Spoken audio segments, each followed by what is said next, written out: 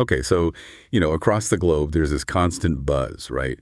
Discussions about democracy, how we're governed, how society's changing. It's a lot to take in. Can feel pretty intense sometimes and, a bit overwhelming maybe. So many voices telling us what the issues are, how we should fix them. Okay, let's unpack this. Today, we're doing a deep dive looking at all this through a very specific lens. Our source material is this document. It's titled, A Leftist Guide to Anti-Fascist Resistance, written by a blogger known as Spirit Whisperer. And we're really zooming in on one part called How to Stand Up to Trump's Fascism. It's definitely an interesting piece and, feels pretty relevant right now for a lot of folks. Lays out a whole framework for action. Exactly. And that's really our mission here today. We're acting as guides, basically. We're not here to say, this is right or this is wrong. Our job is just to distill what this guide is actually saying. The core arguments, the strategy Spirit Whisper puts forward, we're exploring their framework for what they call effective resistance against what they see as rising authoritarianism and fascism. And Spirit Whisper's core idea right off the bat is pretty direct. The guide states that the reemergence of Trump and his rhetoric serves as a warning. It argues that just relying on what it calls liberal approaches, like waiting for elections or, focusing on individual self-care, well, the guide says that's just not enough. Instead, the author pushes for robust collective action grounded in socialist principles, which in this context seems to mean things like collective ownership, worker power, challenging hierarchies. That's how they propose building what they call true resistance. It's a very specific viewpoint. Yeah, it's a strong ideological base and a clear call to action from the start. So what does that look like in practice? How do they break it down? Today, we'll walk through the 7 distinct strategies the guide lays out. Each one has specific action steps, specific ideas. We'll see how these pieces are meant to fit together in Spirit Whisper's roadmap. Okay, first up, Spirit Whisper starts with something really basic. Build local communities rooted in solidarity. What's the reasoning there? Why make community the very first step? Well, the guide asserts that fascists thrive on division, fear, and isolation. Makes sense, right? So strong, united communities become, in their view, the first line of defense. Okay. And how do they suggest doing that? The guide talks about organizing regular community meetings, mutual aid initiatives, things like neighborhood gatherings, or even online forums for discussing local and national stuff. Sounds like it's really about active local connection to counter that feeling of being split apart. Exactly. And it goes deeper on the resource side, too. Spirit Whisper suggests setting up like a community fund or resource sharing group for people affected by policies that worsen inequality. It's about providing direct aid. But what's interesting is how they frame it. It's almost like building parallel local support systems, kind of undermining the systems they critique by building alternatives right there. Interesting. Building alternatives. So once you have that community base, Spirit Whisper says the next thing is understanding, which leads to the second strategy, educate and challenge fascist narratives. Given, the whole information landscape today, this feels pretty crucial. How does the guide suggest we handle misinformation? Well, the observation is stark. Fascism is often fueled by misinformation, used to sow fear and distrust among the masses. That's the quote. Right. So how do you fight that, according to the guide? Spirit Whisper believes it takes a real effort, educating yourself and others.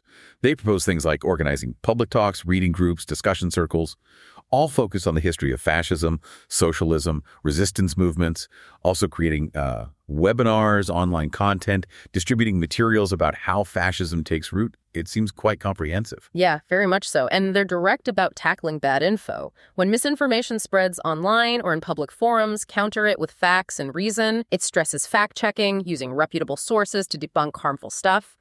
What's fascinating here, I think, is how it links fighting today's misinformation directly to understanding history. It's not just about knocking down one false claim, but building this deeper context, right? Yeah. Recognizing patterns to resist it better. Recognizing patterns. Okay, so community building, then education. The third strategy shifts arenas. Foster workplace organizing. What's the connection the guide makes between what happens at work and this broader resistance? Why is the workplace so important here? The argument is that workers' rights and democracy are intrinsically linked. That's a key quote. Spirit Whisper posits that authoritarian regimes often go after independent labor unions first to consolidate power. It's a historical pattern they point to. Ah, okay. So strengthening worker power is like a direct counter move. That's the idea. The guide says one of the most effective ways to resist is by strengthening workers' rights through unionizing and collective bargaining. And how does it suggest people support unions, even if they aren't in one? It mentions attending union rallies, pushing for better labor policies, encouraging coworkers to join or form unions. Right, and collaborated with local labor groups, too, it says. Absolutely. It treats the workplace as this key site, not just for money, but for democratic practice. Spirit Whisper promotes the idea that workers should have a say in how workplaces operate, not just the bosses. It's framed as challenging hierarchy, building a culture of shared power. Workplace democracy, that's a powerful concept. It really is a vision aiming to change power dynamics right at the economic level, a sort of grassroots democratic practice. Okay, so that idea of shared power flows right into the fourth strategy. Yeah. Participate in direct actions and protests. Spirit Whisper calls direct action a powerful tool to make our voices heard and disrupt the status quo. But direct action can be controversial. Does the guide address that, or maybe talk about different kinds of disruption? It does emphasize that, in their view, voting and legislative changes alone cannot dismantle fascist power structures. So it's about going beyond the usual channels when needed. And the actions proposed. Joining or organizing local protests, working with groups already doing peaceful civil disobedience, knowing your rights, that kind of thing. Right, and the guide suggests engaging in protests that are nonviolent but disruptive enough to capture attention. The goal, as Spirit Whisper puts it, is to remind the public and the government that we're watching and won't tolerate authoritarian overreach. So the focus seems less on the type of nonviolent disruption and more on its impact. Does it get noticed? Does it send a clear message? Visible impact. He's got it. Okay, so if you're organizing, challenging narratives, protesting, where do you get reliable information? And how do you share your own views? That brings us to strategy 5, support and strengthen alternative media. The guide argues mainstream media doesn't always cut it. How does Spirit Whisper see alternative media fitting in? The basic premise is that mainstream media often fails to adequately challenge authoritarian narratives, and that leftist voices can be marginalized or ignored. So the solution is? Supporting independent, alternative outlets. The guide says this is crucial for getting different perspectives out there. How do they suggest doing that? Pretty straightforward actions. Sharing their content, supporting them financially, subscribing. It actually names a few, like Democracy Now!, Jacobin, and local alternative news sources. Calls them examples of platforms offering critical views the mainstream might miss. And it's not just about consuming media, right? No, definitely not. Spirit Whisper encourages people to create their own content, too. Start a blog, podcast, or social media platform to discuss leftist views and counter misinformation. The idea is to actively provide a balance to the mainstream, often corporate-backed narratives. It's about shaping the conversation. Actively shaping the info landscape. Makes sense. Then from building individual platforms, the guide pivots to collective strength with strategy 6. Form alliances across movements. It really hammers home that a united front across various leftist and progressive movements is crucial. Why is unity so central here? The logic is simple, according to the guide. Fascism thrives when its opponents are divided. So it's all about breaking down those silos between different groups, building coalitions. Which groups specifically? Spirit Whisper suggests reaching out to, for example, local chapters of movements like Black Lives Matter, climate justice groups, and LGBTQ+ advocacy organizations. And it encourages people to really incorporate intersectionality into their activism. Intersectionality meaning understanding how different issues connect. Exactly. Recognizing how various forms of oppression and injustice are linked. That struggles aren't isolated, but part of a bigger picture. So it's about building bridges, as the guy puts it. Yes, precisely. It emphasizes recognizing that fascist policies impact different groups in various ways.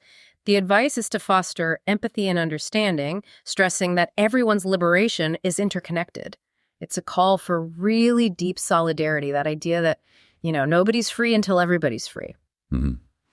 Interconnected liberation. Powerful stuff. Okay, finally, the 7th strategy. Engage politically beyond elections. This suggests voting isn't the end of the story. What does Spirit Whisper see as the limits of just voting, and what does this continuous engagement look like? Well, the guide states that while elections are essential, they're not the only way to create change. That's the core idea.